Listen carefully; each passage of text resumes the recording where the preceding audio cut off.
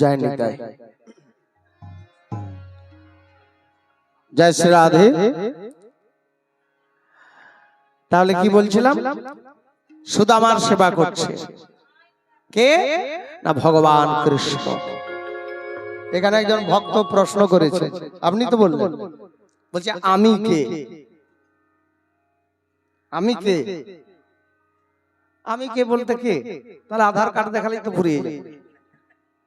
উনি কিন্তু সেইভাবে বলেন, আমাদের যে আধার কার্ডের পরিচয় ওটা আসল পরিচয় নয়। আসল পরিচয় কি? এই যে কথাটা বললেন, এই কথাটা মহাপ্রভুকে জিজ্ঞেস করেছিলেন সনাতন গোস্বামী, যে কে আমি, কেন মোরে যারে তাপত্রয়, ইহা না জানিলে জীবের কইছে হিত হয়।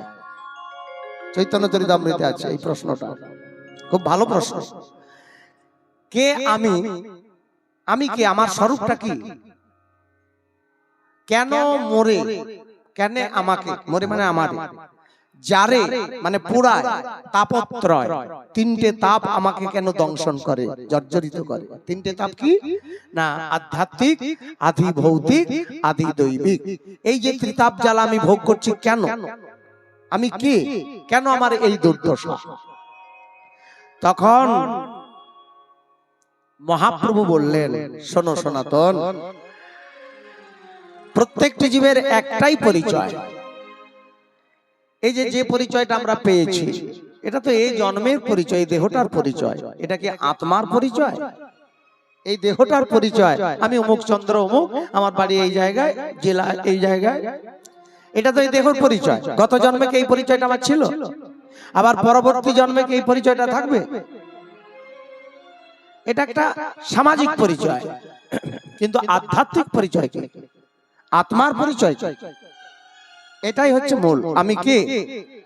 তখন মহাপ্রভু বললেন যে জীব নিত্য কৃষ্ণ দাস। জীবের স্বরূপ হয় কৃষ্ণের নিত্য দাস, কৃষ্ণের তটস্থা শক্তি ভেদাভেদ প্রকাশ।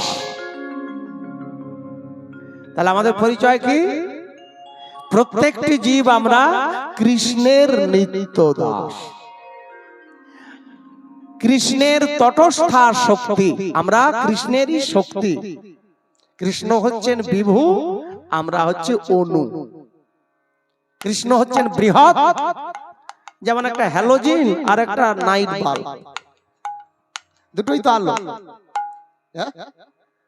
তাও নয়, মানে তুলনা দেওয়া হচ্ছে। কৃষ্ণের তটস্থ, আমরা কিন্তু সেইখান থেকে আসছি। জীব হচ্ছেন অনুচৈতন্য আর ভগবান হচ্ছেন বিভু চৈতন্য। তাহলে আমাদের পরিচয় আমি কে? প্রশ্ন করলে কি বলবেন? যদি বলেন আপনি কে, আমি অমুক চন্দ্র অমুক নই। আমার সত্যিকারের পরিচয় আমি কৃষ্ণের নিত্য দাস।